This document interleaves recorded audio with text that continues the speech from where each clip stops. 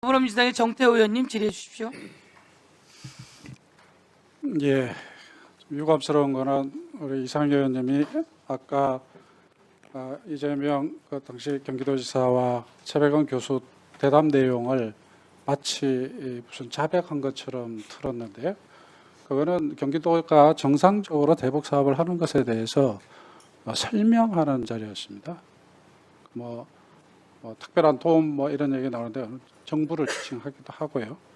그래서 근데 문제는 뭐 국회에서뿐만 아니라 외부에서도 이렇게 반복적으로 말씀을 하고 계신데 이거는 명백히 면책 특권이 없다라는 것도 경고를 드립니다. 다시 반복되지 않기를 촉구합니다. 예, 저는 제가 이 특위를 쭉 하면서 느끼는 거는 확신을 가지게 돼요. 이 쌍방울 사건은 분명히 검찰의 조직적인 조작 기소다라는 확신을 점점 더 가지게 됩니다. 우선 김상용 박상용인가요? 녹취록 23년 6월 19일자 보면은 이화영 씨 진술밖에 없잖아요. 이재명 씨가 완전히 주범이 되고 이 사람이 종범이 되는 식의 자백이 있어야 됩니다.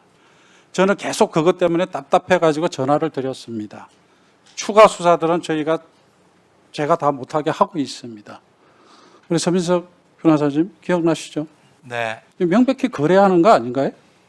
저에 대해서 거래를 제한하고 있는 거죠. 그런 거죠. 분명히 통화를 하면서 그 거래라고 느꼈던 거죠. 네, 그렇습니다. 그런 걸 느꼈기 때문에 녹음을 했던 거잖아요, 그렇죠? 네, 예, 그렇습니다. 김정남 정의 나오셔요. 잠깐 문자 주세요. 이 발언에 대해서 아까 잘못된 발언이라고 얘기했던 것 같은데요. 그랬나요? 잘못된 발언이라기보다는 그건 좀 전체 내용에 대해서 박상윤 검사의 좀 해명을 좀 들어올 필요가 있다라는 취지로 말씀드렸던 것 같습니다. 근데 변호사가 이걸 거래하는 걸로 받아들였다면은 그럼 명백히 검사가 잘못 발언한 거 아니에요? 저는 그렇게 보고를 받았습니다. 뭘 보고를 받았다는 거예요? 변호인 측에서 선처를 얘기하면서 그런 그 쪽을 보고가 얘기한 걸로 보고를 이재명 씨가 완전히 주범이 되고 이 사람이 종범이 되는 식의 자백이 있어야 된다라는 말을 전달했다라고 보고를 받았어요?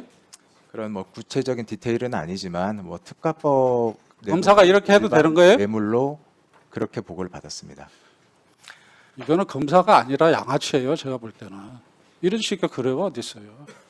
2023년 6월 21일 검찰 조사에 대한 이화영 정인의 메모 이렇게 되어 있습니다. 박상용도 나의 진술 정도면 충분하다는 입장. 그러나 중간 혹은 끝 무렵에 부장검사에게 불려가서 보충 질의를 했다. 보충 질의 내용은 한결같이 이재명 대표에 관한 것이었다. 맞나요? 그렇습니다. 여기서 부장검사라는 거는 지금 앞에 있는 김영남 변호사 맞나요? 그렇습니다. 그래서 그 당시에 처음에 박상용 검사하고 저하고는 제가 그런 쌍방울이 그렇게 대북 사업을 하는 비즈니스적 접근하는 정도를 알고 있다.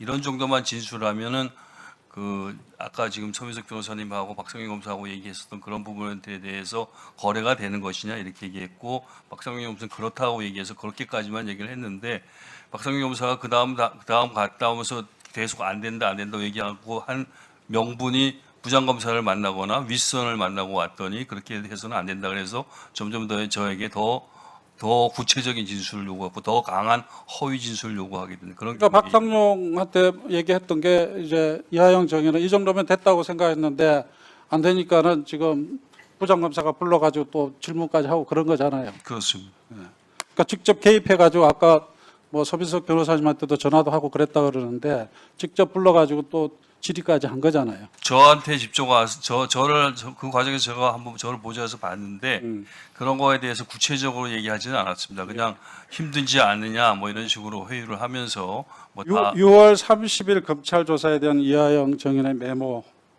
박상용 이 상태로는 상부에 동의할 수가 없다고 한다. 이재명이 연결돼야 당신이 주범이 아닌 종범이 될 수 있다.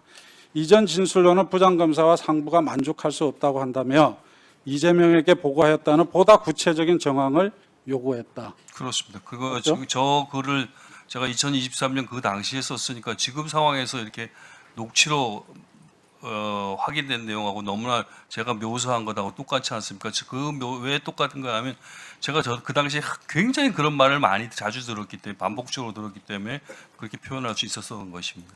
그러니까 부장검사와 상부가 만족할 수 없다고 해서 이재명에게 보고했다라는 보다 구체적인 정황을 요구했다라는 그렇습니다. 거죠. 시종일관 그 이재명 대표의 당시 대표님에 대해서 더 진술해달라, 더 구체적으로 얘기해달라, 날짜를 얘기해달라 이런 식의 압박과 회유를 끊임없이 받았습니다. 김영남 정의.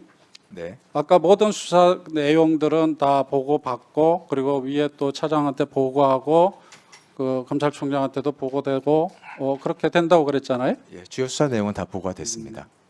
근데 여하튼 박상용 검사는 이렇게 얘기를 해요.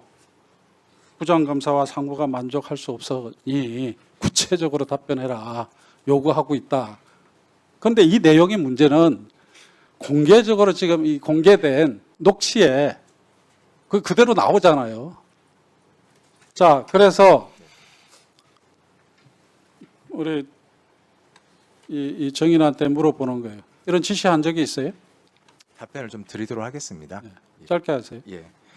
그 진술이라는 거는 진술 자체는 큰 의미는 없습니다, 위원님. 그 진술이라는 거는 실제 객관적인 상황에 다 맞춰보고 객관적인 검증을 통과해야만 제가 그런 논리를 제가 의미가 들으려고 하는 게 있는 아니에요. 거지. 그런 지시를 했냐고요? 없습니다. 없어요. 예. 이게 위정은 나중에 처벌받는다는 건 당연히 알고 계신 거고 확인하겠습니다. 나중에 당연히 안 했다고 그러겠죠. 제가 이런 정황을 우리 녹취록 박상용의 녹취록이나 지금의 이화영 정인의 메모나 이것들이 한결같이 일치하고 있어요.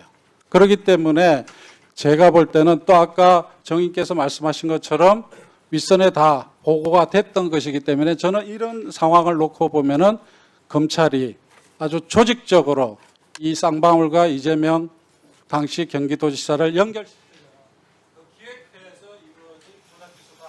그렇게 결론을 낼 수밖에 없다는 거예요. 그렇지는 않습니다. 예, 수고하셨습니다. 예, 말씀하세요. 예. 네, 결론에 대해서 동의 여부를 밝히기에 앞서요. 지금 김영남 전 부장검사께서 제가 선처를 부탁했고 그거에 대해서 답변하는 과정이었다라고 말씀을 하셔서 그거에 대한 사실관계를 말씀드려도 되겠습니까? 예, 말씀하십시오. 네. 이 사건의 시작은요. 5월 17일, 19일 그때 시작됩니다.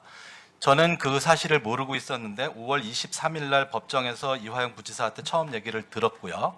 그 전에 무슨 일이 있었냐면은 그 검찰의 간부들과 설주환 변호사, 그 다음에 제가 이름 기억 못하는 고검장 출신 아무개 변호사가 그 이화영 부지사에게 그러니까 그 검찰 간부들과 그 변호사들이 어느 정도 그 얘기를 해서 합의를 하고 이화영 부지사에게 와서 4가지를 얘기했다는 거예요.